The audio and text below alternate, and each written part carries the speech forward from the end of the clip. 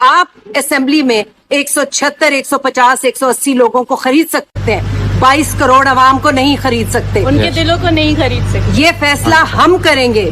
Elections کرائیں please. Thank you so مچ. آج جو کچھ بھی اس ملک میں ہوا ہے, اسلامی جمہوریہ پاکستان میں ہوا ہے, عورتوں, بوڑھوں اور بچوں کے ساتھ جو ہراسمنٹ ہوئی ہے, جو تشدد ہوا ہے, وہ قابل تشویش ہے, قابل مذمت ہے. ہم کہاں رہ رہے ہیں؟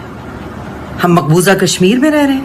ہم فلسطین میں رہ رہے ہیں؟ کیا ساری دنیا دیکھ رہی ہے اس ملک کے جو رسپانسبل ہیں ہماری سیکیورٹی کے, وہ نہیں دیکھ رہے کہ ان کے ساتھ کیا سلوک ہو رہا ہے؟ خدا کے لیے اس چیز کو روکیں. عوام اپنا حق استعمال کر رہے ہیں اور انہیں یہ حق استعمال کرنے سے نہ روکیں.